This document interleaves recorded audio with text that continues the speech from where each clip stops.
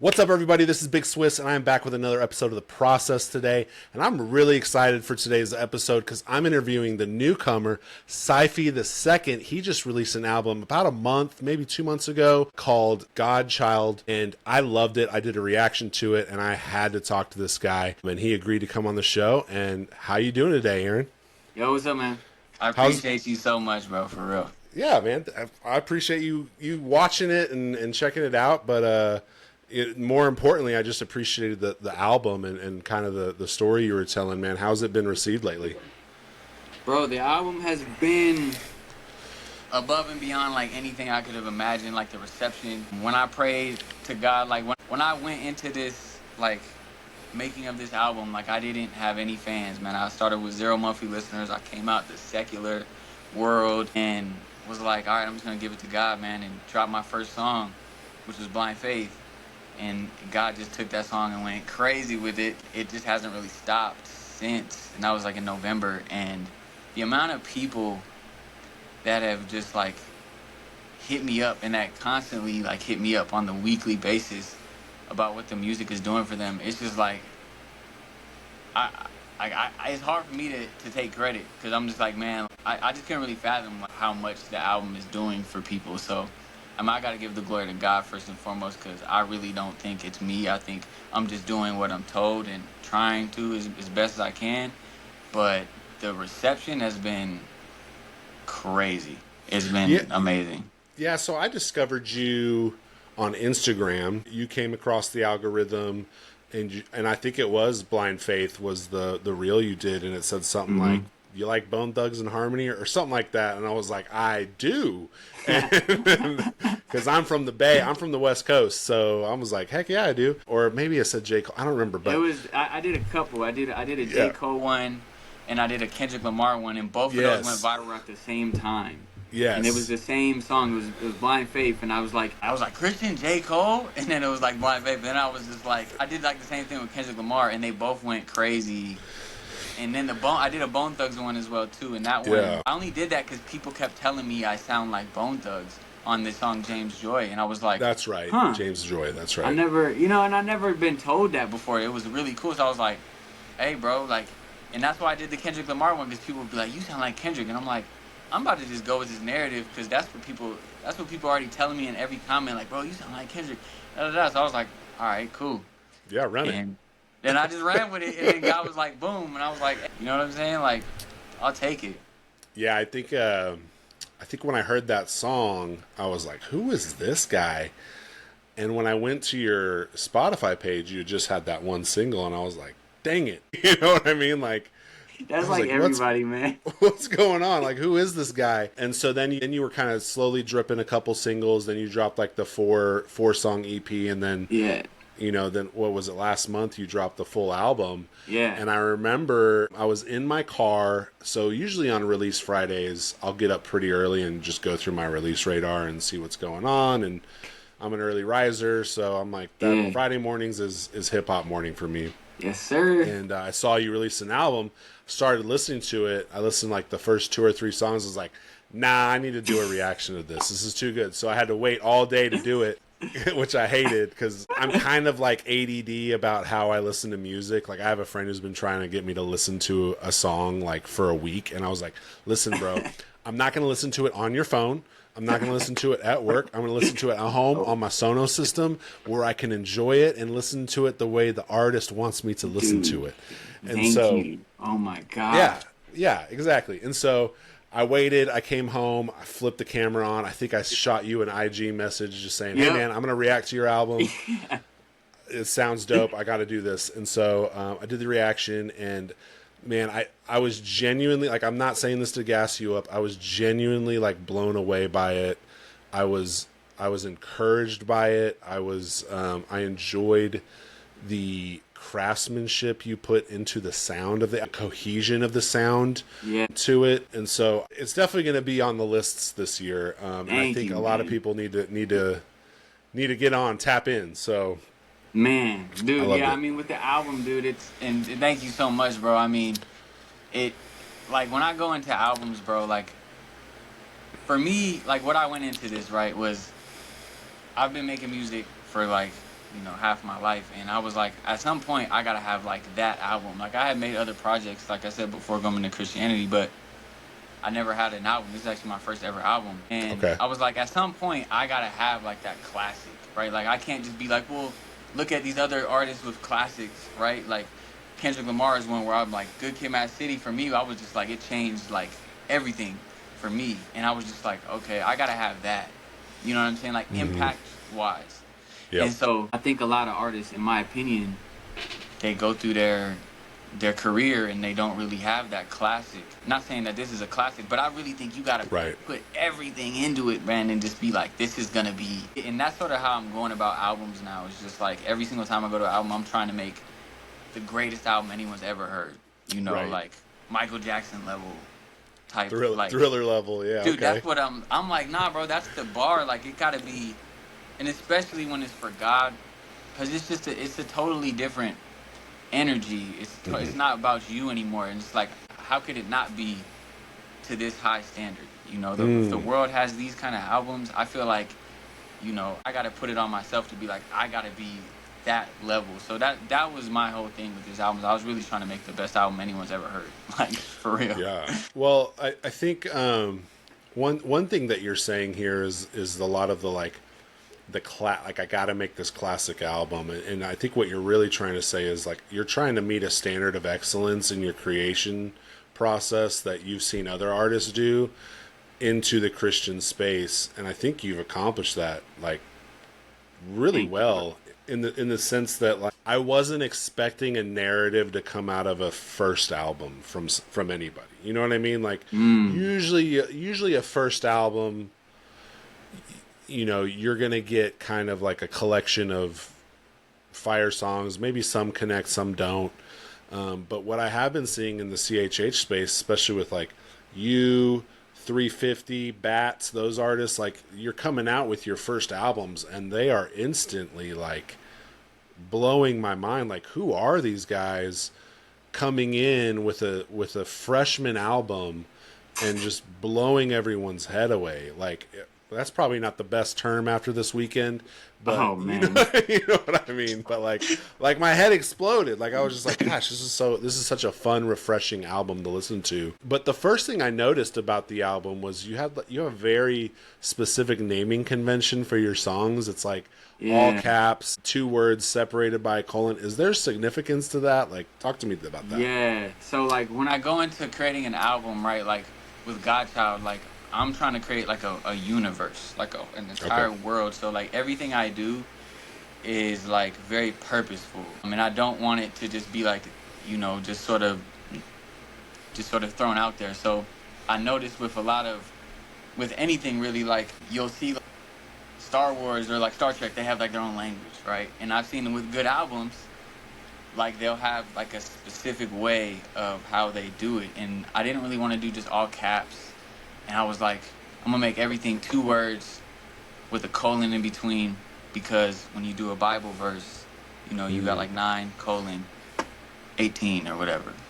And so I was like, I'm going to do it like that, because I've never seen nobody do that.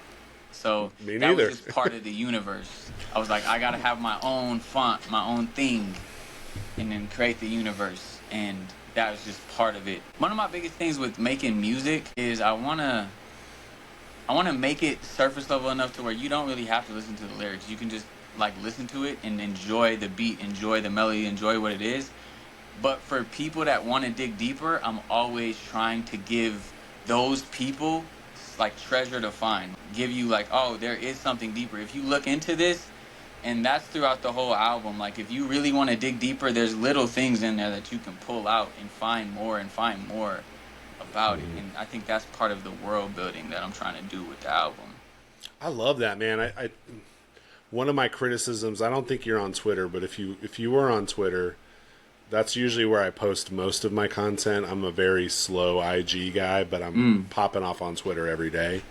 And one of the things I talk about a lot, and because it's my story, is you talk about world building and how our culture is obsessed. You even brought up Star Trek or Star Wars, right? Like, I used to be the nerd that knew everything about the Skywalker legacy and like all the family lines, and I can tell you the whole MCU comic book history because I collect comic books from like since like '91, and I knew all these backstories, but I didn't know scripture. I didn't know the Old Testament. I wasn't as versed in those things, and so there was like a come to Jesus moment, literally, and like, hey, you say you know me, but you don't know me.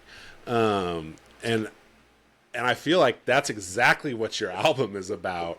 Is, and correct me if I'm wrong, because I'm interpreting it as a listener of like the Lord trying to grasp you out of the world and the culture and show you the better way. And there's a lot of talk about who Aaron is versus who Cyfe is, and you have this child voice talking to you. And I remember the whole time, who is the child? Like what's, and then in the end, it's you. Yeah. And that was sick. Like I remember even in the reaction, I was like, I don't know what he's trying to say. I really appreciated your comment telling me that, but tell me more about that. Like, tell me more about the kid and the story and like what's going on. Tell me about who Aaron was before the album. Like, I want to know it all. Yeah, man. So me before the album, man, I was really, I've always been like religious. Well, not religious, but I've always like believed in God, and I've always prayed, and I've always just been a truth seeker, and that led me to New Age spirituality. Okay. And so that was sort of my background, and not like heavy into it, but I was into it like good enough to like really sort of know like not to mess with it, to know what I'm looking at. And essentially what happened when I was going through that, I pretty much hit like a fear block of just with my health, and I just started freaking out, and I started doing all these New Age practices that I thought I knew. And I was doing meditations, like hours of meditation, dude, like letting go of myself. You know, I was doing like affirmations, you know, like really like affirmations, dude. I was doing like breath work and all this stuff, man. In the midst of all that, I hit like a depression. And I've never been depressed ever in life, man. Like I'm just not that kind of a person. And I hit like a real depression, like I just wanted to end it, like just out of nowhere.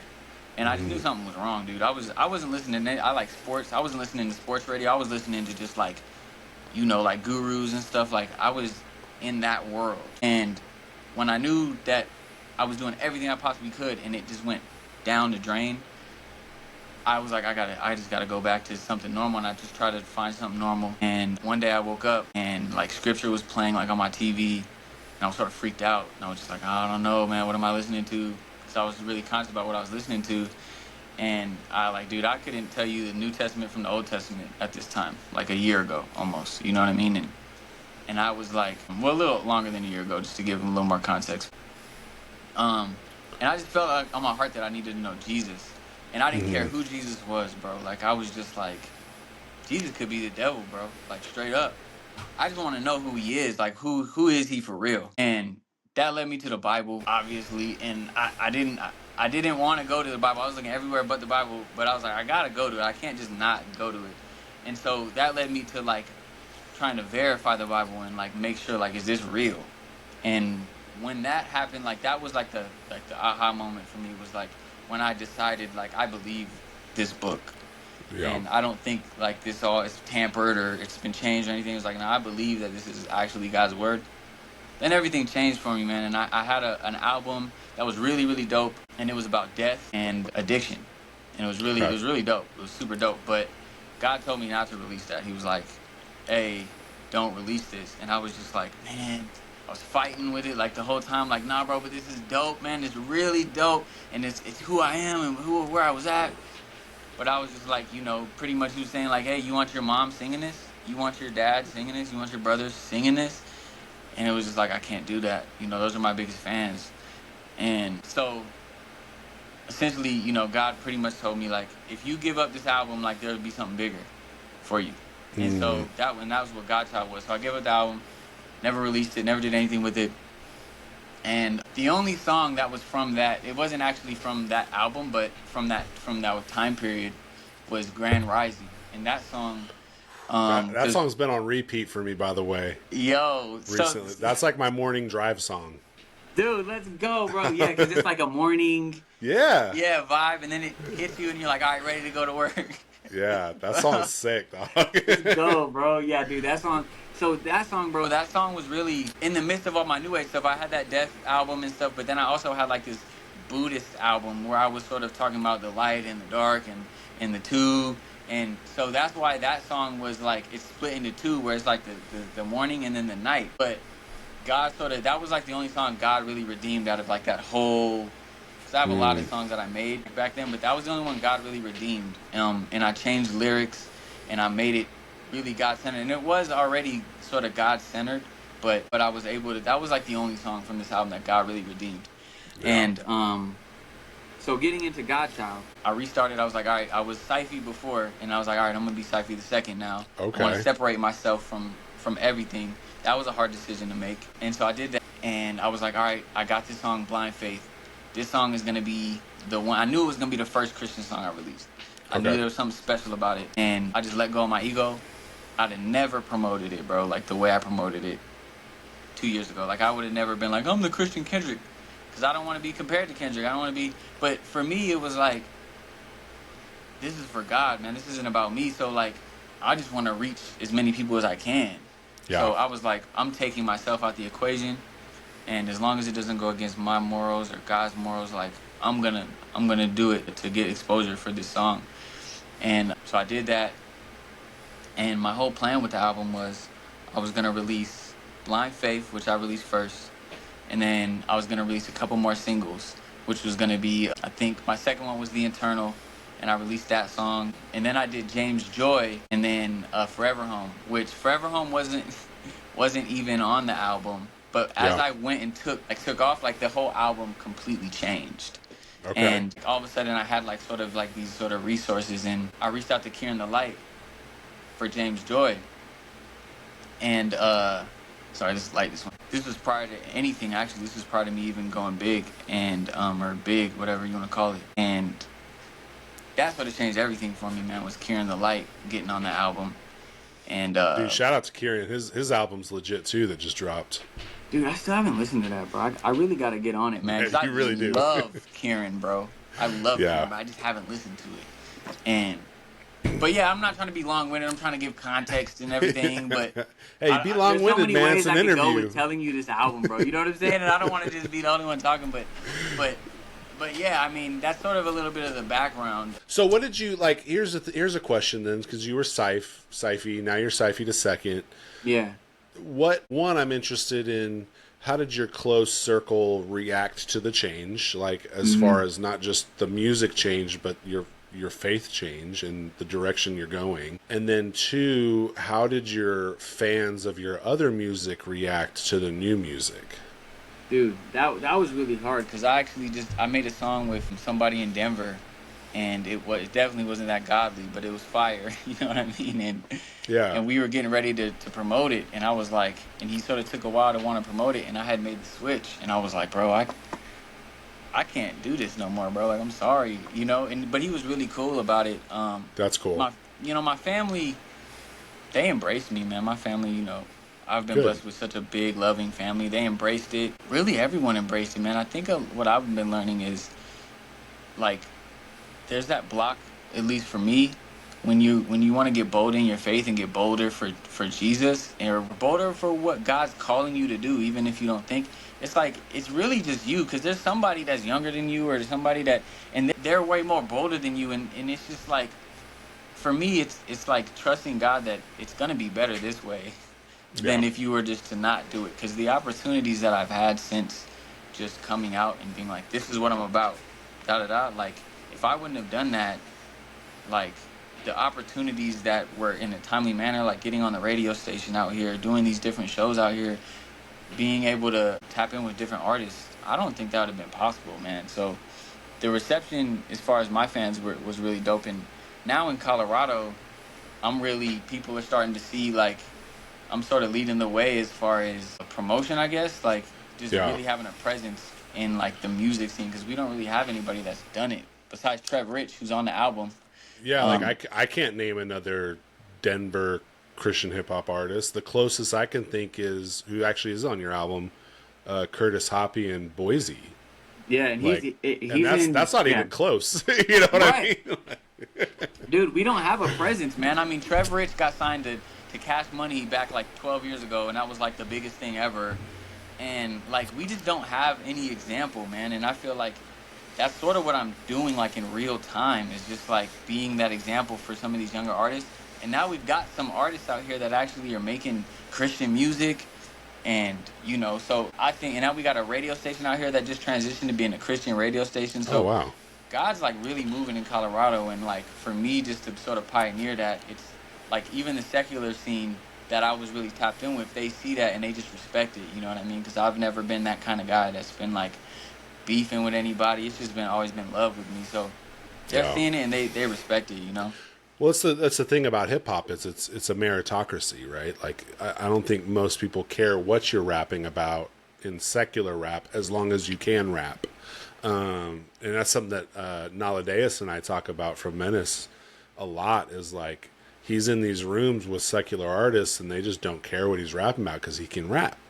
Right. And it's and even Cephas, who I was talking about with you earlier, he always talks about, man, some of the nicest people to me in the industry are secular rap artists because they just respect the craft. Dude, they don't necessarily care what I'm rapping about. And so I think that's just a really interesting thing about the meritocracy side of hip hop, which is why whenever we have certain arguments about XYZ type of rappers not getting enough clout, and it's like, well, if they're not getting enough clout, it's because they're not good.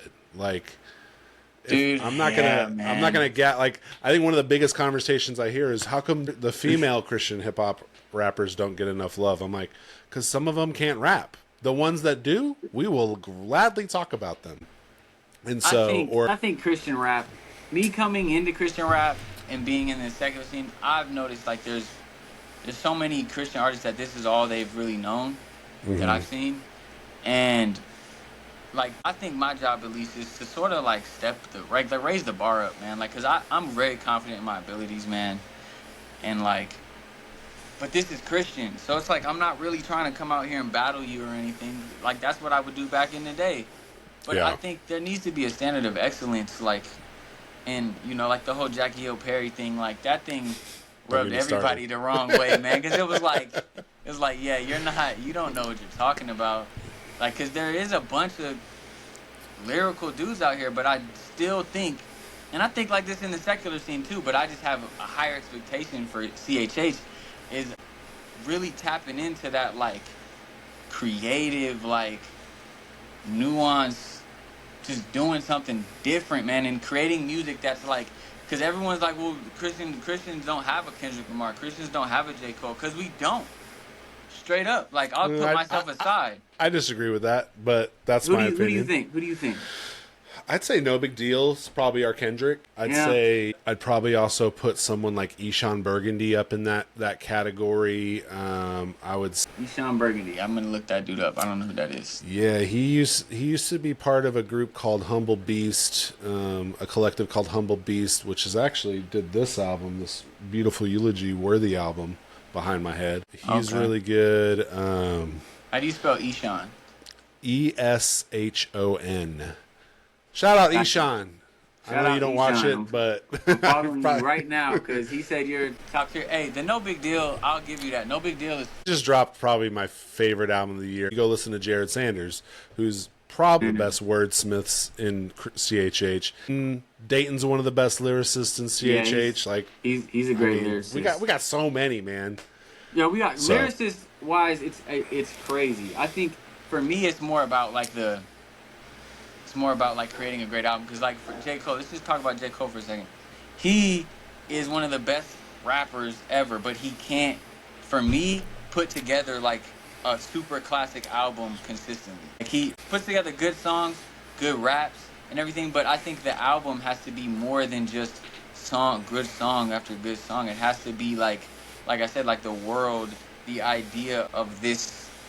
Like, if you're gonna name the album such and such, why is it called such and such? How does that impact me further than just you saying that on the album a couple times or maybe alluding to it? Like, give me like a real movie, dude. You know what I'm saying? And that's like an audio cinematic experience. And I think with No Big Deal, his album, dude, that's probably my favorite album of the year so far. Yeah, it's wild. So good. It's great. The only complaint I had about No Big Deal's album is I feel like he could have fleshed these songs out a little bit more. Like they were like short, starting and ending, and I was just like, bro, like some of these songs, I was like, bro, this loop is a that one more masterpiece of a song. Bro, I'm just like, bro, like give me like do something, bro. I felt like he was shortchanging me a little bit, and that's not. I don't know his creative process. I'm not trying to hate on him. Like I said, he's probably my favorite artist in the entire space. Yeah. And I love the album. I'll let him know you said that when I see him next month. I'll be in Nashville. No, I'm about to be there too, bro. Are you going to Holy Smoke? Yeah, bro. Okay, man. I'll be there, bro. We'll connect. Dude, yeah. And then it's crazy because maybe I shouldn't speak on it yet. But I might have something dope with some of those guys. Cool, man. Dude, I was just talking to Michael today. He was like, can you pick me up from the airport on Saturday? And I was like, nope, I'm out of town, brother. But yeah, so that's funny. No, don't tell No Big Dog. Hey, I'm not hating. I'm not. I'm just messing with you, dog. I'm just like, man, like that was the only gripe I had with it because I think it's like I said, it's my favorite album of the year. If the only gripe is I wanted more, that's the gripe. Like that's it. I just wanted more, bro. There's some songs on there that cut short, and I was like, bro, I needed another verse. I needed an outro. I needed something, bro. Like. But that was it. But other than that, I love that album, bro. Yeah, it's an incredible album. Well, let's go back to your album, though. I want to talk about your album. This ain't we ain't interviewing No Big Deal. We can talk about him. We can talk to him next month. And hey, all the love, bro. I'm cool to talk about other people, but yeah, we can get back to me. Yeah, we can talk about me. So. One of the things that I picked up, and actually specifically I noticed it in Grand Rising, what we were just talking about, is the way that you use your vocal tones in so many different like layers. Similar to how Just Ray's does, who was my last Process interview. He does that really well, and I'm noticing artists are picking up and doing that. How do you prepare your vocals for that? What's the process in deciding how you do that? I loved the like, I just want to be that. And then you got that light, like that the guttural. Yeah, like how are you deciding that? Like, what's that process like? Yeah, so a lot of these hooks, man, are just God's blessed me with like a crazy range. I don't think I can sing, but I can hit notes. So like a lot of times when I'm doing hooks, like I'm just in this like here's my studio. Like I'll sit here and just throw stuff at the wall, and I'll have like an idea that I wrote down. But when it comes to mixing, this is why I like to mix myself.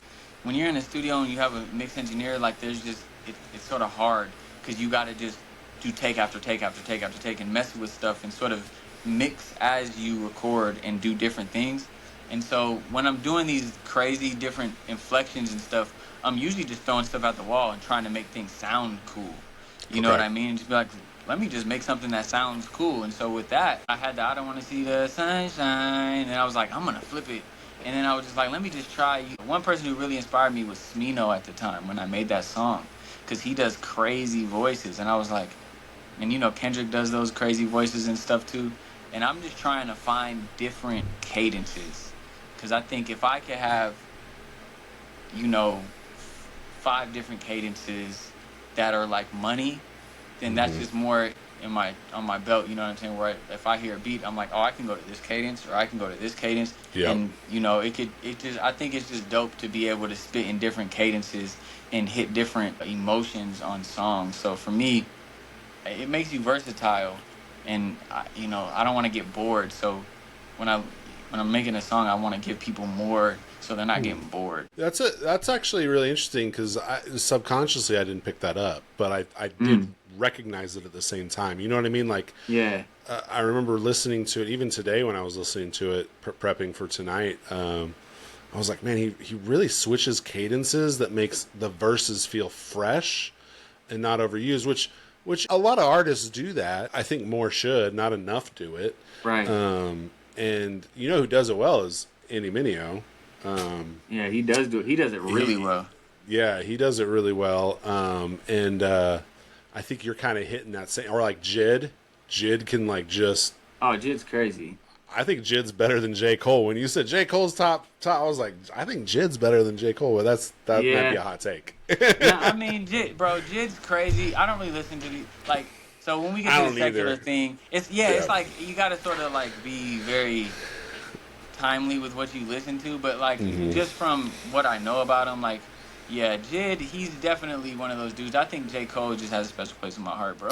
Yeah, I yeah, don't yeah, know. yeah, You know what I'm saying? yeah. Like he just changed rap for me. So like that's without him I wouldn't be where I'm at. But I can see So what you're saying. Jid's yeah, pretty so crazy. but what's your editing process when you're doing these different cadences? Like, how many edits or revisions are you doing for these songs before you land on one? Dude, I would say, man, it just depends on the song. But it depends on the song, man. I mean, I Yeah, don't like, I can't even put a number to it or any kind of specific template because I think every song is so different, it's man. Like different. Yeah, some songs, it's really just like one take, and it's like, yeah, yeah, that's it. And then some songs, like Grand Rising, that was one that I had to keep going back and editing and editing and editing because that was a nightmare to mix, man. Just there's so many different elements in that song. So like the beat switches, whenever there's a beat switch, that's usually a lot harder to like edit. yeah. And then like when I get into like really those layers, those are hard to edit because you want it to sound good and not sound like just extra, you know? Yeah. So like, but like some songs like Blind Faith, that was pretty easy, bro. That was like, you know what I mean? That was like Kind of quick. came to you. Yeah, it was just like, yeah, this beat's crazy. I'm just rapping. And then just the yahs that was easy, you know? Yeah, I loved it.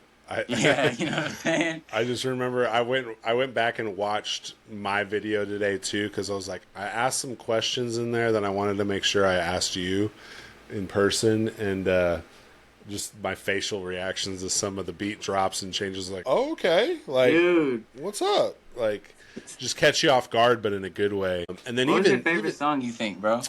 I'll say so Grand Rising is probably the one I'm playing the most because it just kind of gets me in the mood. I definitely like I'm not even like just saying this to say this, like I probably have played it every morning on the way to work Dude, since the dope. album dropped. That's so cool, man. Blind Faith is a big one. HKMF was good. Yeah, I didn't know who. that's another Colorado artist. He's someone I'm really like. I sort of brought him along. He's always been like close to God and talked about God in his music. But Okay. we've sort of just been able to sort of work together. So you're going to see a lot more between me and him, for sure. Okay, cool. James Joy was another big one. And then the one that caught me off guard the most was Hoodwinked. Because this isn't a shot at Curtis. I think Curtis is a great artist. But Curtis experiments with a lot of different sounds. And so he's hit or miss for me, just objectively. Like, but when he raps, I'm fun. I like him a lot.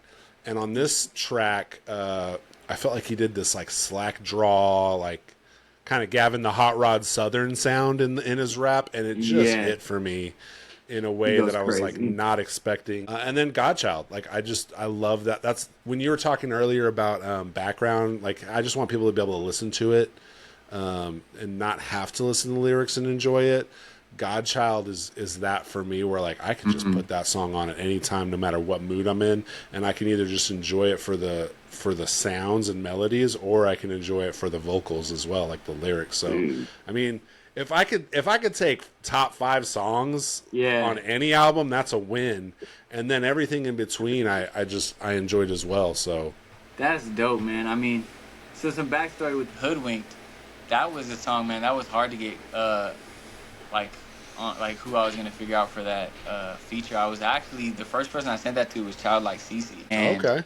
And I was like, yo, this would be crazy. You should rap on it. And she had just signed her deal with Capitol at the time. So she was like, I can't. Like I just signed some things. I can't do it. Like she was like, I totally would do it, but I can't. And I was like, oh man. And I'm like, I can't wait to make a song with her. Like I know we're gonna tap in. Yeah. And then she sent me some other dude named Eric Nelson or something. Yeah, Eric's cool. I met him last year at Holy Smoke. He's a cool dude.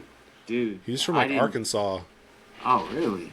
Dude, yeah, he's dope. He's so fire. He was like, you guys would be dope. So I sent it to him, and he's like, I'm not really vibing with it. But me and Curtis have been tapped in, like, since, like, I don't know, like, when my first video took off, he's just one of the first artists that really was, like, really trying to talk to me and, like, get to know me. And we had conversations, like, hour-long conversations. But we never made a song. And I just sent it to him, dude, and he just, you know. But it's funny you say, like, you like his rap stuff, because he tells me that. He's like, dude, my fans like when I rap, dude, because his album is crazy. But it's like, it's not just rap. It's, like, a lot of pop and, like, singing. You know, he's very, but it's It's crazy. good And for I what it love it. is. It's just not what I typically would listen to, so it's just Right. not going to get a lot of play for me Right. For personally. me. But I know I'm people who do like that sound, and I'm happy to recommend it. You know.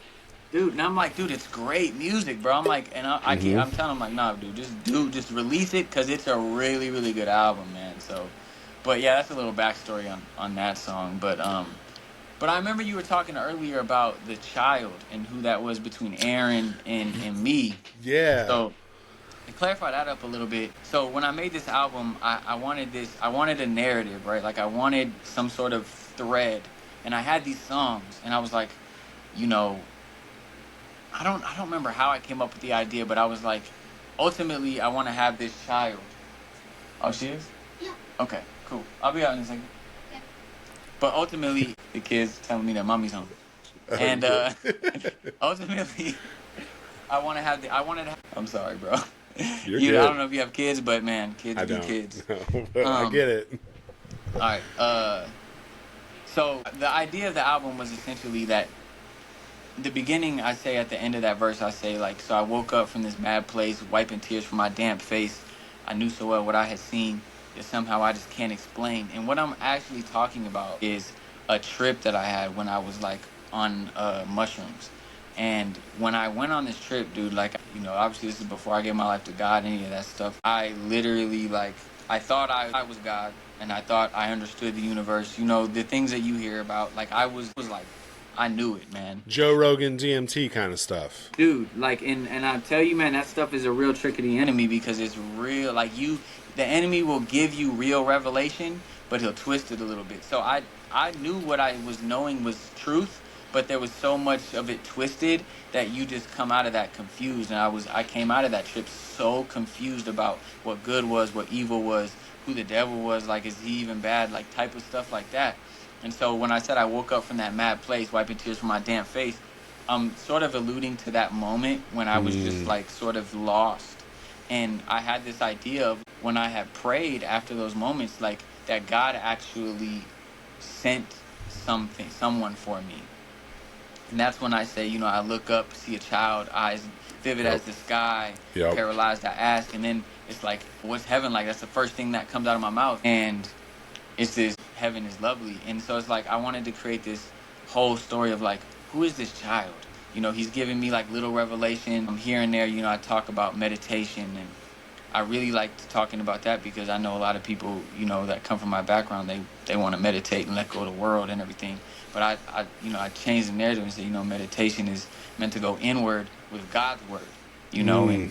and really clear that kind of stuff up. And by the end, I revealed I was trying to make it like a movie to where it's like, okay, people are going to look at this child. And, when I'm releasing these singles, it's always this child, but it's the head's turn. You don't see the child. So the album is now, you see who this child Face. is, Okay. Okay. you know? And Yeah. so I think the first thing I was thinking was I thought people would think that's Jesus. So I was trying to sort of not let people know who it was. So the eyes are a different color, right? It's not my color eyes. So I wanted to give the reveal, like, okay, you get to the end of a movie, there's a big reveal. Whoa, it's me. And I want to do some videos to explain more about like why it's me. But essentially, it's not a real story that really happened. God didn't really send this. At least Right. yet, God could Right. do this, but because people have asked me if this is a real story. But it's more of just the idea of like God sent me who I am to him in his kingdom. Like this is your position in heaven, and this is who you are, and this is who I created you as a child.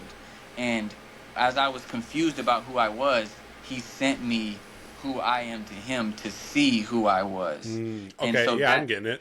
Yeah. right, so that was the whole idea of the album, was like going through, just these songs that are really good, but to tie them together was this child who would sort of narrate these different moments. When I'm talking about the internal, he narrates sort of the inwardness of these things that I was doing. When he talks about the juvenile free, right after juvenile freestyle, I talk about, he talks about vanity, and then I get into a child's prayer.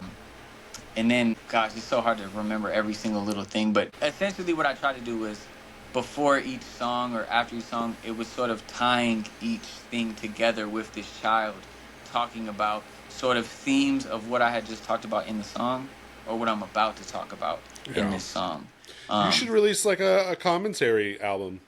You know, like the Reach artists used to do that for a while, where they would release like a, you know, like Trip Lee would release the epilogue commentary, and it would just be like a 2-minute voiceover over the beat, but him explaining why he wrote that song the way he wrote it. Dude, I'm gonna do that. I loved listening to those. Like, those are so... I wish they kept doing them. I wish every artist did it. But then I guess I wouldn't have the process, because then I would just listen to the commentary. But, I like asking the artists in general. But, I mean, I think that would be... Or even if you just did it as, like, a series of reels on Instagram, you could even, like, do that. I think I'm gonna do the album thing. Because then I could get streams. Exactly. Like, why not get the streams? Yeah. Yeah. You could even release it as like a deluxe, and then part 2 is all the commentary, and then maybe you throw in like an extra song or two of like, hey, these are things that didn't make the cut, but they're still fire. Right. You know. Because there was some songs that I love, but they just couldn't make the cut, you know. Yeah, that's like maybe they didn't fit the story, but they'll work in a deluxe album, you know. Right. I think that's fine. But yeah, speaking of like, so the narrative was really interesting, but also you had like all these different artists on there. Some I didn't know, some I did, like Kid Lee, Curtis, Kyrian. Who was the easiest to collaborate with out of those guys? Ooh.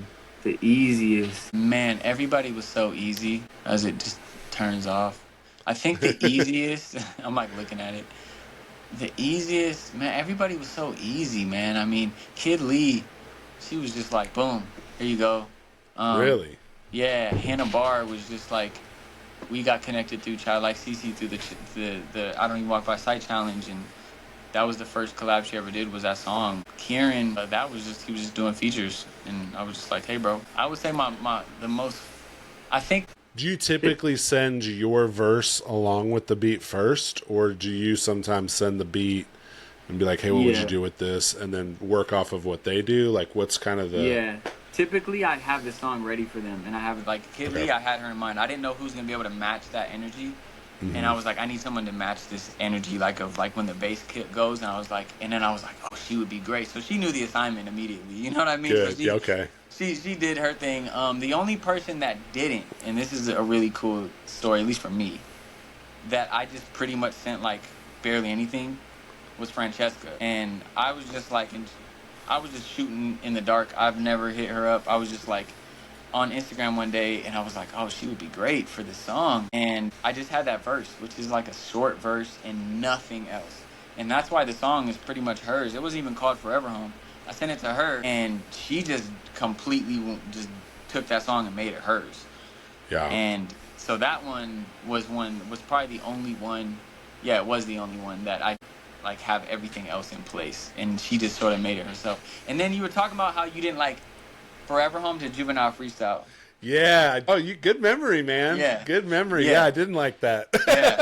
No, it's fine. I would have swapped 2 songs. I would have changed the whatever's after Juvenile. I would have like put that first and ramped it back, because Juvenile is like, it's out the gate. Like, it is a very 0 to 60, because that's, you got the slowest song on the album to probably maybe the most hype song on the album, like just like that. Yes. And that was intentional. And there's one major reason for it, is because Forever Home, Forever Home and Juvenile Freestyle is actually one song. It's not even, it's technically an actual beat switch. And so when I released it, me and Francesca were talking, and she was like, I really think we should separate the two, because I think Forever Home would do better just on its own as a playlist song. So I separated it, released it, and then I did an extended version with them together. And I released that as well. So there's 2 versions of Forever Home. There's the extended and then the regular. And then with the extended, Juvenile Freestyle just comes right in. And that's why there's a little bit of like home, like things in there. And then what I did for the album is I separated Juvenile Freestyle and gave it its own thing, because there was only just that Juvenile Freestyle was only attached to Forever Home. So I wanted to give people just able to listen to that song on its own, but still within context of like how it's supposed to be heard technically. But I could see how if you don't have that context, that it's sort of just very like slow, and then it easily would have gone better after End Times. Yeah. And you know, and then the other Caught me thought off guard. process was like, you said what? It caught me off guard. Dude, yeah, and I sort of liked it, but you know, it's easy to say when you're expecting it a little bit. Right. When you're not expecting it, you're like, all right, bro, I was sort of chilling, and all of a sudden now I gotta get up for 1 minute because it's a short song, and you're like, you can just throw that thing out, bro. Like, I see what you're saying for sure. But, well, I mean, I still like the track, you know. It's not like throw it out. I'm just like, yeah, but I totally just see what you're saying. Caught me off guard a little bit. Yeah, it ramps up real quick, but well, and I've been DJing lately, and I've really been focusing on like BPMing up my playlists, you know. And so, context for why I said that is I've been in this mode of like teaching myself how to playlist things up and then back down, and like kind of creating a rise and fall through the speed of the songs, and so yeah, that's where that comment really comes from. And I'm really big on that kind of stuff too, man. And so like that was the one point where it was like, this whole album is very eclectic. There's not a lot of bangers, and I like to make bangers, but that's just not this album. So there's like Grand Rising, Sin Sin, like Juvenile Freestyle, like Hoodwinked. And so I was like, the reason I also put it there is because I was like, I felt like after The Internal and Forever Home, you could sort of get like, and it just sort of wakes people back up to be like, oh, this is an album again. Let's get back into it. You know what I mean? Yeah. That makes a lot of sense. I just wanted to clarify that because I remember I was watching it and you were like, oh, man. And I was like, this is his first critique right here.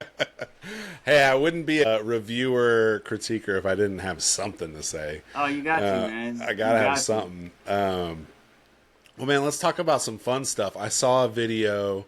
We were starting to talk about this before we hit record. I was like, I'll wait for us to record. I watched a video where you said that Christian hip-hop is the standard now. Man, I saw that and I was like, yeah, it is. And I want to know what you meant by that. Thank you, bro. See, I'm not here. I'm not here to listen to anybody that says it's not. Like the whole Christian hip-hop is a copycat. They're copycatting other people. I'm like, bro, like, if you listen to secular music, it sucks, bro. There's a reason why all the good artists are, like, 40 years old. Because all the new artists suck. Yep. So when I'm sitting here saying Christian artists, I don't even think that's a hot take. That's the crazy thing about that is I'm like, and I'm really well-versed in secular music. And, like, well, at least not really anymore. But, I mean. Right, I know what you mean. You know what I'm saying. Like I've been listening to hip-hop since 1988. Like. I'm well versed in secular music. Right, yeah, like I know like what's good out there, and like I don't listen to it anymore because it sucks. Yeah, you know what I'm saying? So yeah, like I don't even want to listen to the new Eminem album. Like all my friends at work are like, "You got to listen to Eminem album." Like I don't want to. I'm good on that, bro. Like he hasn't evolved as an artist at all. I mean, he started to, I guess, but now he's just going back to the old well. Yeah, and I'm just like, dude, nah, I'm not here for that, dude. Like you know, like. So I think Christian music, I love it because I think there's an actual standard. Like, I think you can't just say anything on a Christian song and it'll get accepted by the community that it's trying to reach. You just can't, you know? So, and I think we need to even step it up even more. Like I was saying, is like, I think Christian music is the standard, but I still think we need to raise the bar a little bit and show the secular world that, nah, this is really better than what y'all got to offer. Yeah, well, I think part of the problem, I did a video, I think I did this video in like December, January, maybe it was February, called like, why gatekeeping will hurt Christian hip hop, and it was kind of like my video essay, if you will, where I actually like wrote a script for it and like had an outline, not just off the dome, and my whole thing was like, hey, we can sit here and say things are corny, or we can sit here and talk about how this is the Christian version of something. And it's like, at the end of the day, praise God. Like you're never going to go to heaven, and Jesus isn't going to be like, hey, thanks for making hip hop music about me, but those reels were really corny. Or, you know, hey, I really appreciated how many people you brought my message to, but man, I really wish you didn't like Kendrick Lamar as much. Like that's not what's gonna happen. And so I think there's certain pockets of the Christian hip hop community that are so culture focused. And I'll say, I've said this to people on Twitter all the time. You're so culture focused that you're like missing the kingdom minded mindset because you want it to be something else, even though it's not, or you're trying to gatekeep it into something that you want it to be, not what somebody else wants it to be. An example would be, there are certain people who don't like Miles Minnick, for example. Like, I don't actually know anyone who doesn't like Miles Minnick, but I'm just using him as an example. Miles Minnick has a very specific hyphy West Coast sound. Like, he's Mac 10, or not Mac 10, Mac Dre, E40, the stuff I grew up around. And I hated that music. But man, do I love Miles Minnick. You know what I mean? And I'm like, I don't care what he sounds like. He's electric. He's great on stage. He loves God. Points people to Jesus. Pointing people to God. Yeah. I can listen to it. Yep. It's a win. And so I think it's just interesting how certain people be like, that's not good enough. And I'm like, according to your standard, but your standard isn't the whole standard. Like, your standard might be a very specific subset of hip hop that says, hey, this is the best. And I bet all of us have that. Like, I have a standard that I think is the top of the top, but that doesn't mean that I don't like other things.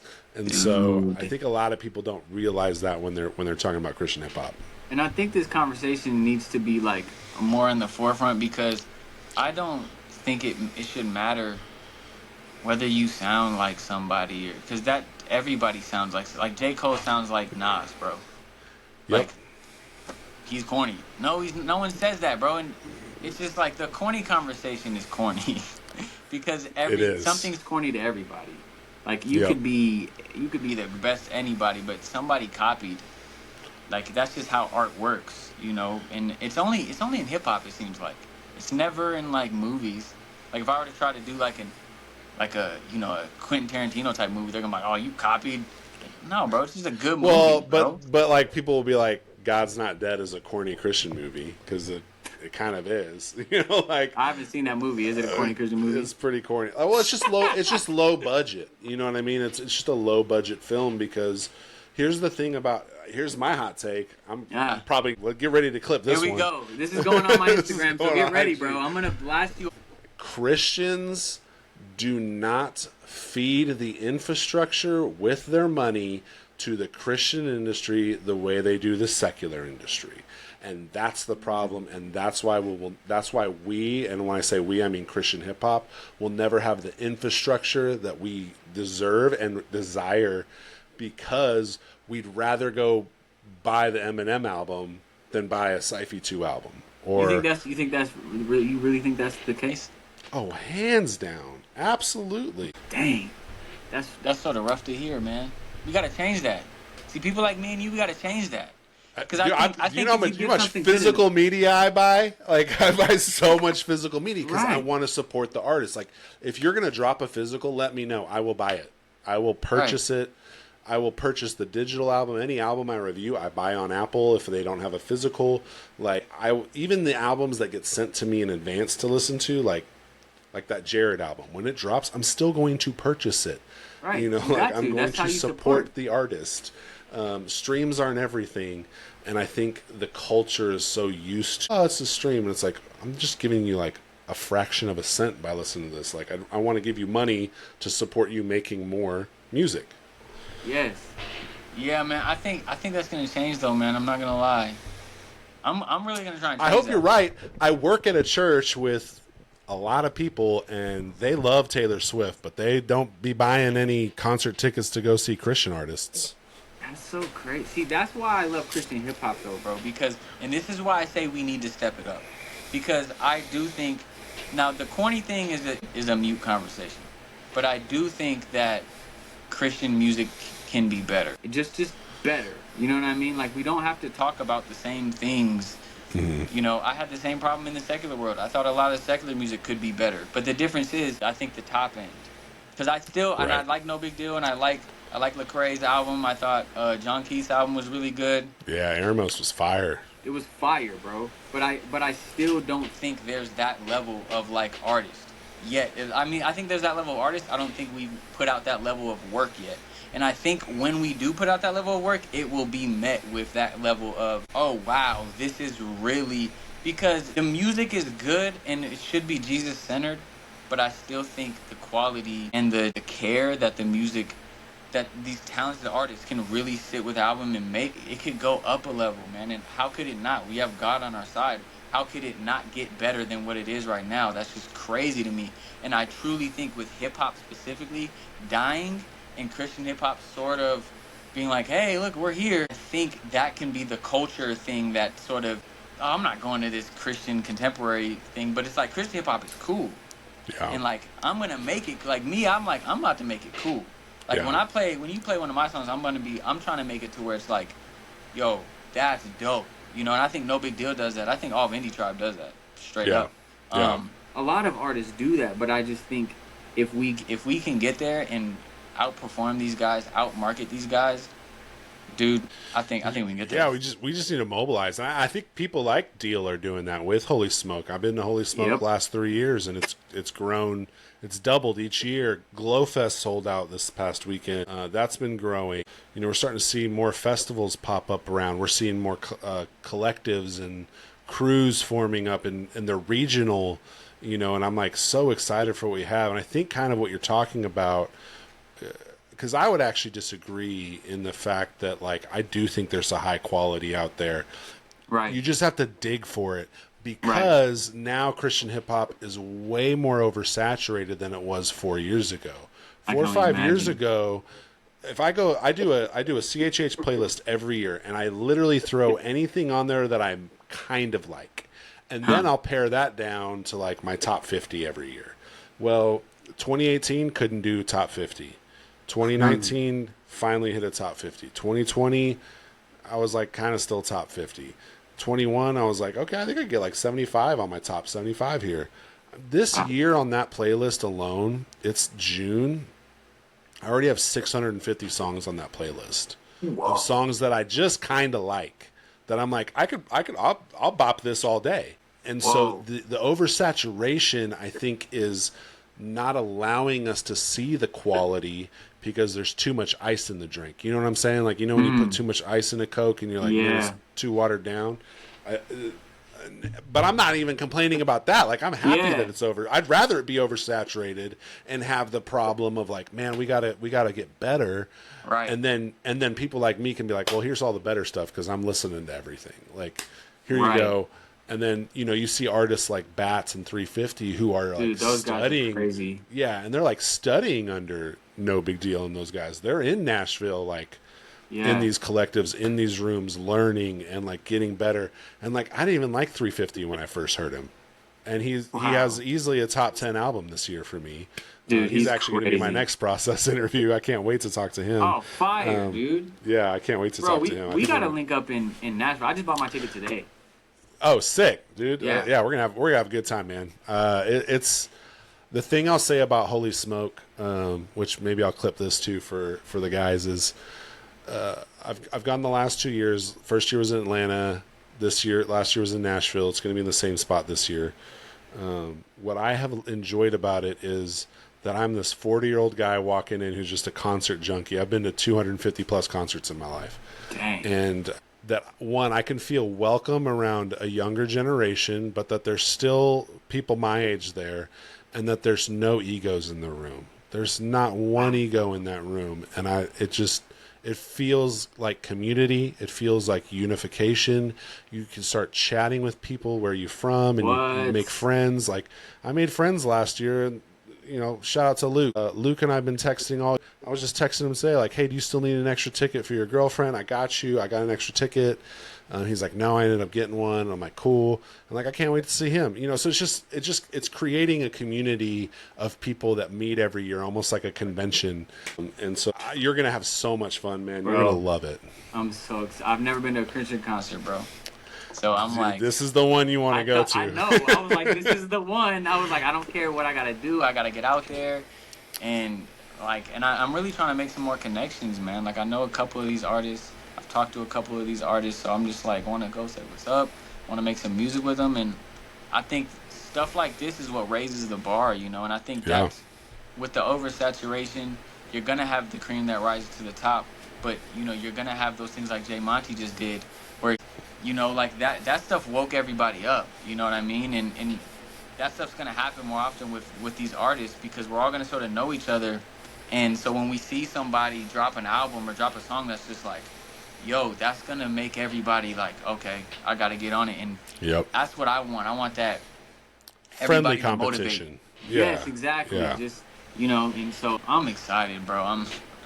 I'm super excited. You're gonna love it, man. I'll introduce you a bunch of guys. Like all the TLS guys are gonna be there again this year. Those guys are hilarious and great. Dude, it's so fun. I cannot wait. The only thing I hope they do is add some bleachers in the back, because, man, I'm old, man. I can't stay on my feet all day. Should stand on your feet. I was standing all day. My feet hurt. My wife was like, I'm going back to the hotel. I don't care if I miss some of the show. I'm tired. I wonder how long, because I can only actually go on Saturday. It's all day. It's all day. Dude, really? Okay. Yeah. I mean, I think it starts at like 10 and goes all the night. It's like a 10 to 10, yeah. Holy crap, dude. That's crazy, dude. But like the morning is like isn't always all hip hop. DJing or something? Yeah, sometimes it's DJing, sometimes it's like a rock thing, like cuz Mowgli's into that like hyper rock stuff, so he'll do like a hyper rock set with a bunch of hyper rock artists. Fire. Yeah, it was dope last year. I loved it. And that's not even typically my sound. I can get down with it, but live it's different. Yeah, but live is totally different. So I don't know. Last year, I just remember like my wife and I ended up staying in Nashville for the whole week, and the day after, we didn't even leave the hotel. We were so tired. I was like, let's just take a day and chill and just watch TV. I'm gassed. Dude. Yeah, man. And I just want to say, bro, like I really appreciate what you're doing, bro. Forget like what anybody is, if anybody's deterred you, or like I know you said like there might be some issues or whatever. I really think what you're doing right now, man, is like needed, bro. Like for real. And I think you should do more of it. And if you want me to help you like in any way, bro, like seriously, I'm down. Yeah, man. For real, because I think you need more exposure. You know what I'm saying? I don't do it for the exposure. Honestly, I do it to expose certain artists to the people I have influence in. Right. You know, like if I never get another follower, I really don't care. Like I look at it as a ministry, and it's like, you know, I want to point people from the secular music to this, because part of my story is when I first started following Jesus, the pastor at my church would always say, change your playgrounds, change your playmates. And the first playground I changed was the music I listened to. Wow. I remember very clearly listening to Run the Jewels. I'm a big LP fan, top 3 producer of all time, in my opinion. It's crazy. And I remember I was listening to Run the Jewels one day on the way to work, and I was just like, I can't listen to this anymore. It's too depraved. It sucks, man. It sucks when you, And it's like I just don't have the joy with it anymore. And even this weekend, Common dropped an album with Pete Rock, and I'm like, Pete Rock, top 5 producer all time. Common, I've seen him live probably 10 times. Resurrection's one of my favorite classic hip hop album. I gotta listen to it. I'm 3 songs in, and I'm just like, this just doesn't do it for me anymore. Like, it's sad because it sounds good, but lyrically, I'm like, bro, you're just laughing in God's face with your music. I think God's really moving, man. I think he's really, and you can see with the playlist that you're talking about, because now you're talking about 650 artists, man. Like, and I think a lot of people are in that same space where it's just not the same. It's just I don't know what it is either, man. I'm a big music lover, but I can't listen to my favorite artists anymore. I'm just like, this isn't filling me up at all, man. Like I just So I'm right there with you, dude. But like I said, man, anything that you need from me, bro, I'm a big supporter. Can you give me more time in the day? Dude, bro, I know. Like, hey, I got you, bro. Let me talk to God real quick, bro. I'm full time at my church. Dude, I'm a seminary student, right? Yeah. Yep. Married. At my church in 2 capacities, one men's Bible study, and then my wife and I serve in a marriage ministry that's 2 8-week periods out of the year. And then our church is really big on community groups, so like we're very intentional in our community group. We meet once a week, and so I mean, you're busy, bro. I'm busy, so like this kind of thing literally comes when I have to like make time to do it, and it's because I want to do it. And I like it, and so I really appreciate you saying that, and I love getting to talk to artists. I love getting to talk about how our faith intersects with the creative side of music. I've been a music junkie as long as I can remember, so Dude, I just love that I get to do this. So I can tell, man, and I'm glad that you love the album, bro. Like, especially in the Christian, like, I really wanted to clarify the ending because the last thing I want to do is confuse people. Yeah, you know, and make it seem like I'm like some wolf in sheep's clothing, like, oh nope, I'm God or something. You know what I mean? I didn't want. Well, I'm glad you did, because we would have called it out if we thought the otherwise. Yeah, yeah. And you should, for real. And I'm like, that's why I'm like, and I should clarify that. You know, that's what I'm saying. Well, I appreciate you doing it. Well, hey man, I want to respect time. Can I pray for you real quick before we log off? Absolutely. Sweet. Heavenly Father, thank you for my brother Aaron and just the time we get to connect today and talk about how you have changed and rescued our lives. I'm so encouraged by his testimony. I pray that you would go before him in the album and bless his work as he leads his family and his community with the music that he writes that glorifies you. I pray for our travel to Nashville and that we would connect and unify the body even bigger together. Yes. I pray all this in Jesus' name. Amen. Amen. Bro, great conversation, man. We got to have some more.